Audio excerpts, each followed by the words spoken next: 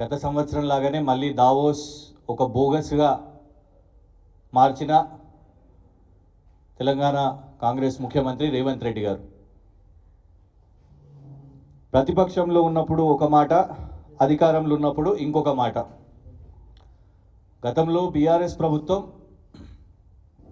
పెట్టుబడులు అంటే కేటీఆర్ గారు ఐటీ శాఖ మంత్రిగా ఇక్కడ మన యువతకు ఉపాధి కల్పించాలని ఎప్పుడు కూడా ఇన్ని వేల కోట్లు వచ్చినాయి, ఇన్ని లక్షల కోట్లు వచ్చినాయి అని కాకుండా మనకి ఇంత ఉపాధి వస్తుంది, ఇన్ని ఎంఓయూ సంతకం చేసినాము అని కాకుండా ఇన్ని కంపెనీలు ఇక్కడ వచ్చి గ్రౌండ్ చేసినాయి, వాళ్ళు ఇక్కడ ఏర్పాటు చేసిర్రు, ఎంత ఉద్యోగ అవకాశాలు వచ్చినాయి, దీని మీద బీఆర్ఎస్ ప్రభుత్వం ఫోకస్ చేసింది. కానీ ఇప్పుడు దావోసుని కాస్త ఆయనే రాజకీయ ప్రచారం కోసం బోగస్ కంపెనీలతోని ఒప్పందాలు చేసుకొని నేను ఇంత తీసుకొని వచ్చినా అంత తీసుకొని వచ్చినా అని అలవాటైపోయింది. Habitual liar, habitual scamster Revanth Reddy గారు.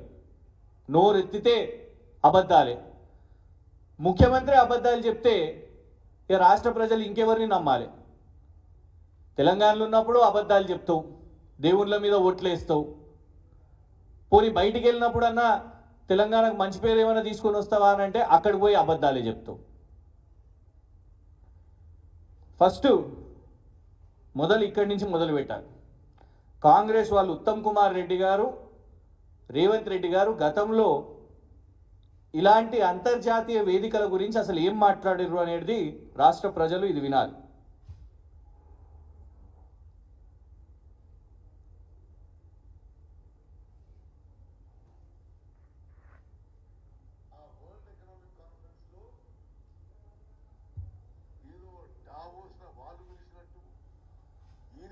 అపూర్వ గౌరవం అన్నట్టు మొత్తం పూటకం ఫ్రాడ్.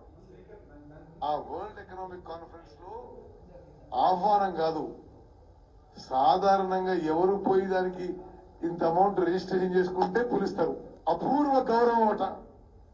వీళ్ళు పోయి ఏదో పార్టిసిపేట్ లాగా రిజిస్ట్రేషన్ చేసుకొని అలా మాట్లాడొస్తే సౌత్ కొరియా అంటాడు, జపాన్ అంటాడు, అంతా మన డబ్బులతోనే తిరగడం. అదేం పెట్టుబడి రావడం లేదు, మన్ను లేదు, మషాయం లేదు. విలాసవంతమైన జీవితానికి అలవాటు పడి విలాసవంతమైన ప్రయాణం మన పైసలతో. గవర్నమెంట్ లో ఇన్వెస్ట్మెంట్ చేసే వాళ్ళకు, ఇండస్ట్రీ చేసే వాళ్ళకు ఎన్నో ఇన్సెంటివ్స్ ఇచ్చి ఫ్రీ ఆఫ్ కాస్ట్ లో ల్యాండ్స్ అలాట్ చేస్తుంది. తద్వారా వచ్చే ప్రాఫిట్ ఆ కంపెనీలకే ఉంటుంది, సమాజానికి వచ్చేదేం లేదు. సమాజానికి వచ్చేదేం లేదు, అది కేవలం లాభాలు ఆ కంపెనీలకే వస్తాయి, పెట్టుబడులు పెట్టే వాళ్లకు అని రేవంత్ రెడ్డి గారు. ఉత్తమ్ కుమార్ రెడ్డి గారేమో ఇదంతా డబ్బులు వృధా, మన పైసలతోని ఇతర దేశాలకు వెళ్తుండ్రు, కొరియాకి వెళ్తుర్రు, జాపాన్కి వెళ్తుర్రు, అమెరికాకి వెళ్తుర్రు. ఇవాళ మరి వాళ్ళకు వర్తించదా?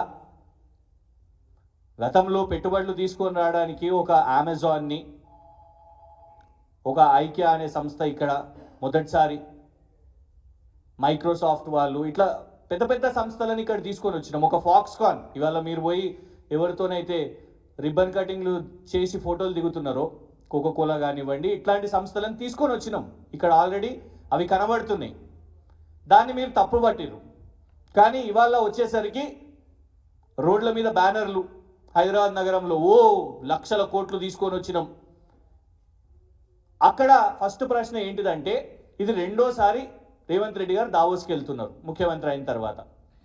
మరి గత సంవత్సరం ట్రాక్ రికార్డ్, గత సంవత్సరంలో ఎన్ని పెట్టుబడులు తీసుకొని వచ్చిండ్రు అసలు అంటే ప్రకటన 40,000 కోట్లు గత సంవత్సరంలో మేము తీసుకొని వచ్చినామని. గతంలో మా దగ్గర అధికారులు పాపం బాగుండే, నిజాలు మాట్లాడుతుండే. ఇప్పుడు అక్కడ పోయేసరికి జయేష్ రంజన్ గారు లాంటి వాళ్ళు కూడా రేవంత్ రెడ్డి గారి ప్రెషర్తోనే అబద్ధాలు చెప్తున్న పరిస్థితి. ఏం మాట్లాడిర్రో జయేష్ రంజన్ గారు దావోస్ నుంచి 2 రోజుల క్రితం, ఇది కూడా వినాలి.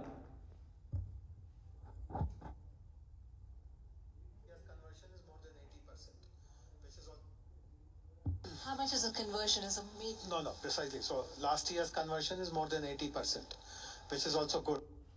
80% ఈ పెట్టుబడులు 40,000 కోట్లు ఏదైతే గత సంవత్సరం డావోస్లో ప్రకటనలు అయినాయో అందులో 80% ఆల్రెడీ గ్రౌండ్ అయినాయంట.